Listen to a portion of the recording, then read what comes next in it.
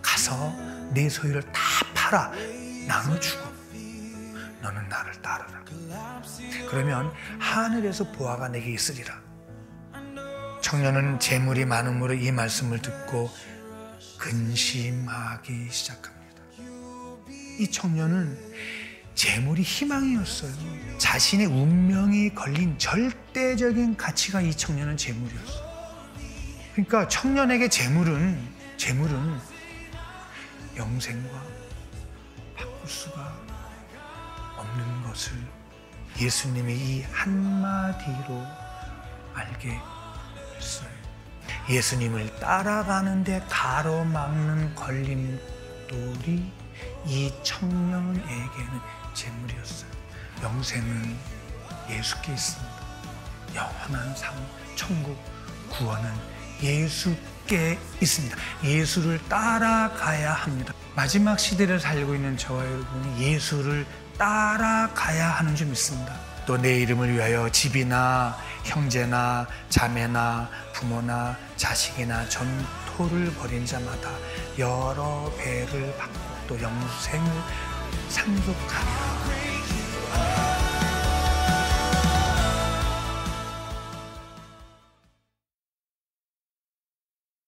어떤 사람이 주께 와서 가로되 선생님이여 내가 무슨 선한 일을 하여야 영생을 얻으리이까? 예수께서 가라사대 어찌하여 선한 일을 내게 묻느냐? 선한 이는 오직 한 분이시니라. 내가 생명에 들어가려면 계명들을 지키라. 가로되 어느 계명이오니까? 예수께서 가라사대 살인하지 말라, 간음하지 말라, 도적질하지 말라, 거짓 증거하지 말라, 내 부모를 공경하라, 내 이웃을 내 몸과 같이 사랑하라 하신 것이니라. 그 청년이 가로되 이 모든 것을 내가 지키었나니 아직도 무엇이 부족하나이까? 예수께서 가라사대 내가 온전하고자 할진대 가서 내 소유를 팔아 가난한 자들을 주라. 그리하면 하늘에서 보화가 내게 있으리라. 그리고 와서 나를 쫓으라 하시니 그 청년이 재물이 많음으로 이 말을 듣고 근심하며 가니라. 이제 예수님의 그 공생의 사역이 후반부로 접어듭니다. 갈릴리에서 말씀을 마치시고 요단을 건너서 유대 땅으로 들어갑니다. 유대 땅으로 들어가자 항상 많은 무리가 예수님을 쫓아옵니다. 예수님을 따르는 무리 중에는 병자들이 많았습니다. 예수님은 병자들을 고치셨고, 근데 오늘은 그 가운데 예수님을 반대하는 바리새인들이 따라와서 모세의 율법으로 예수님을 시험합니다. 이 예수님을 시험하는 모든 것을 말씀으로 대답하시고 그리고 가르쳐 주셨던 것을 마태가 자세하게 기록했습니다. 그러던 중에 어떤 사람이 예수께로 나옵니다. 뭐라고 하냐면 선생이여 내가 무슨 선한 일을 해야 영생을 얻을 수 있습니까? 예수님을 찾아온 사람들은 대부분 질병으로 왔거나 아니면 귀신이 들렸거나 또 죽은 자를 살려달라고 예수님을 따라다녔었거든요. 근데 지금 이 사람은 어떻게 해야 영생을 얻을 수 있습니까? 라고 무릎을 꿇는 거예요. 참 심오한 질문을 예수께 합니다. 참 보기 드문 사람이었습니다. 예수님은 마가복음 10장 21절 이 사람을 향하여 사랑하사라고 기록했습니다. 누가복음 18장에는 이 사람을 향하여 직업이 관원인 청년이라 했습니다. 당시의 관원은 로마 정부로부터 임명된 관리로서 이 청년은 젊고 유능하고 재물이 많았어요. 젊은 나이에 성공한 사람이었습니다. 그리고 마가복음 10장 20절부터에는 어렸을 때부터 율법을 다 배우고 지키며 남들에게 실수를 하나도 하지 않은 남부럽지 않은 그런 청년으로 마태, 마가, 누가가 소개를 했습니다. 이 정도면 세상의 쾌락을 즐길 만한 조건을 다 갖춘 거예요. 어떻게 보면. 근데 이 청년의 관심은 율법과 어떻게 하면 영생을 얻을까? 관심이 있는 참 신실한 청년이었습니다. 이런 청년이 예수님의 가는 길을 막으면서 이렇게 질문을 합니다. 선한 선생님이요, 내가 무슨 일을 해야 영생을 얻겠습니까? 라는 질문이에요. 참 놀랍습니다, 이거. 마태는 유대인을 위해서 마태복음을 기록했잖아요. 근데 유대인들 중에는 예수님을 이렇게 보는 사람이 없어요. 이 청년은 정말 영생을 얻고자 하는 청년인 것 같았어요. 근데 이 청년에게 예수님은 뭐라고 하시나 모든 주위의 사람들이 지금 주목을 하여 보게 됩니다. 근데 10절에 뭐라고 그러냐면, 내가 어찌하여 나를 선하다고 하며 선한 일을 내게 묻냐. 예수께서 말씀하십니다. 그 말은 선한 분은 하나님 한 분밖에 없다.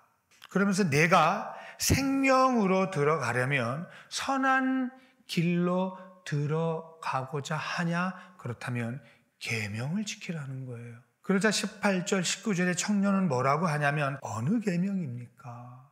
마치 모든 계명을 다 지켜 최선을 다한 자의 대답입니다. 어떤 계명을 지켜야 내가 영생에 이르겠습니까? 그저 예수님께서 뭐라고 말씀하시냐 하면 모세의 10계명 중에서 말씀하십니다. 먼저 살인하지 마라, 간음하지 마라, 도적질하지 마라, 거짓 증거하지 마라, 내 부모를 공경해라, 그리고 내 이웃을 내 몸과 같이 사랑해라. 10계명 중에서 6개만 얘기를 하시는 거예요.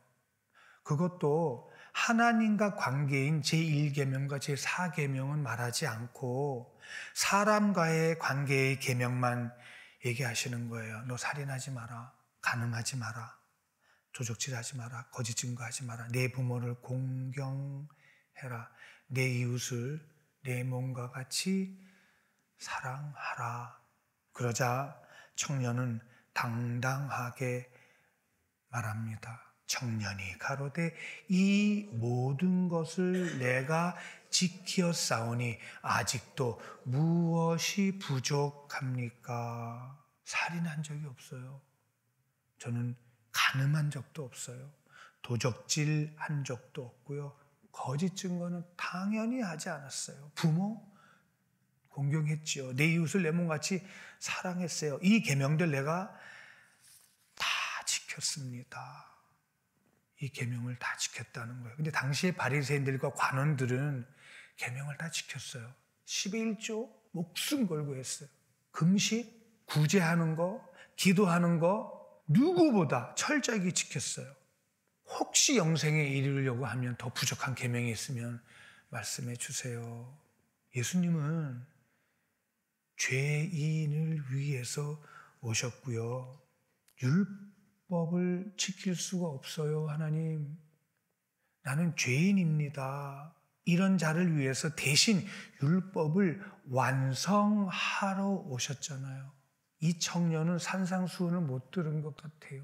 율법 앞에 전부 벌벌 떨 수밖에 없는 게 율법인데 이 청년은 더 있으면 얘기해 보세요. 근데 그거 더 지켜서 꼭 영생에 이르려고 한다라는 거예요. 충분히 세상의 쾌락을 즐길 수 있고 세상의 쾌락을 따라갈 수도 있음에도 불구하고 어렸을 때부터 율법을 지켜 경건한 삶을 살아온 자신의 관리를 철저하게 한 청년이었어요. 예수님의 대답은 21절입니다. 우리 한번 같이 보겠습니다. 예수께서 가라사대 내가 온전하고자 할진대 가서 내 소유를 팔아 가난한 자들을 주라. 그리하면 하늘에서 보화가 내게 있으리라. 그리고 와서 나를 쫓으라 하시니 그 청년이 재물이 많음으로 이 말씀을 듣고 근심하며 가니라. 예수님의 대답은 뭐냐면요, 다 지킨 청년이 얼마나 예쁘겠어요. 예수님 눈에는 사랑하신다 했거든요. 참 이 마음 상하게 하고 싶지도 않잖아요. 너만 못 지켰어, 너는 어떻게 지켜, 이렇게 하시진 않잖아요. 예수님의 대답은 이겁니다. 네가 온전해지고자 하는구나. 참 네가 영생에 이르고자 하는구나. 자신이 뭔가 부족함을 알고 더 완전해지고자 예수님을 찾아와서 무릎을 꿇고 묻는 청년의 마음을 다 아시면서 주님은 뭐라 하시냐면은 내가 한 가지 부족한 것이 있다. 그러자 청년도 제자들도 주위 사람들도 귀를 기울입니다. 그런데 한 가지 부족한 것이 있다. 가라. 가서 마가복음 10장 21절에는 다 팔아라. 소유를 다 팔아서 가난한 자들에게 다 나눠줘라. 너는 나를 따르라. 그러면 하늘에서 보화가 내게 있으리라. 이해가 되지 않는 어려운 말씀이에요. 이 말을 들은 청년의 얼굴은 점점 굳어져 갑니다. 그것도 재물을 다 팔아서 가난한 사람에게 나눠주라는 거예요. 그리고 예수님을 따르라고 하십니다. 이 근심하다 헬란 말은 리페오, 이거는 마음이 상할 정도로 슬프고 고통스러운 거예요. 정말 율법을 다 지켜서 영생에 이르고자 하는데 예수님이라는 분이, 메시아라고 하는 분이, 선하시다 하는 분이 하는 말이 너 재물 다 팔아서, 네 거 다 팔아서 나눠주고 나를 따르라라는 거예요. 왜? 예수님을 따라야 영생의 길이잖아요. 영원한 영생, 생명, 구원, 천국은 이분을 따라가야 가잖아요. 이분을 따라가야 되는데 가지 못하게 하는 요소가 뭐냐 하면 이 청년에게는 바로 재물이었어요. 주님을 위해서 쓰라고 한 도구가 이 청년에게는 덜컹 내 안에 주인으로 자리 잡게 된 거예요. 이 청년이 만약에 구약을 정말 잘 알았다라면 아브라함을 알았을 거예요. 만약에 아브라함의 자손이었으면, 아브라함을 알았다라면 청년은 제가 죄인입니다라고 고백했을 거예요. 그저 은혜입니다. 우리가 오늘 이렇게 숨쉬고 살고 정말 예배하는 자체도 정말 은혜입니다. 왜요? 못 지킵니다. 율법 말씀 못 지킵니다. 예수님이 주신 선물이 예수께로 가지 못하게 하는 올무가 되고 말았습니다. 선물 때문에 선물을 주신 주인을 잃어버린 거예요. 근심하며 돌아가는 뒷모습을 마태는 봅니다.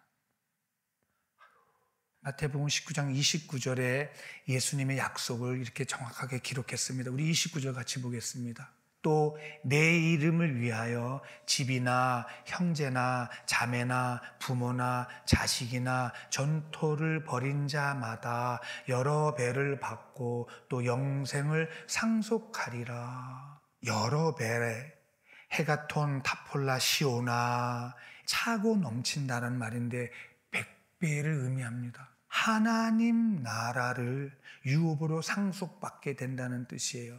예수님은 이 약속을 청년에게 전해 주시려고 한 거예요. 100배 차고 넘치게 받고 또 영생을 상속으로 받겠다. 하나님 나라를 유업으로 상속받는다는 것, 마태가 기록해놨어요. 엄청난 선물을 청년에게 주고 싶으셨던 거예요. 영생은 예수께 있습니다. 그런데 예수를 따라가지 못하게 하는 요소들이 각자 다 다를 거예요. 오늘 돌아보십시다. 반드시 영생은, 구원은, 천국은 예수 그리스도를 따라가야 되는 줄 믿습니다. 예수님께 던져버리십시다. 우리가 책임 못 져요. 안 돼요. 주님 살려주세요. 저는 그저 죄인입니다. 이게 사는 길인 줄 믿습니다. 이 세상에는 예수 그리스도 외에는 사는 길이, 방법이 없습니다. 하나님, 저 안 됩니다. 저는 안 됩니다. 주님이 오늘 내 안에 철저하게 주인으로 와주세요. 그 자가 오늘 영생에 이르는 자인 줄 믿습니다. 주님의 약속을 기록했어요. 또 내 이름을 위하여 집이나 형제나 자매나 부모나 자식이나 전토를 벌인 자마다 여러 배를 받고 또 영생을 상속하리라. 아멘.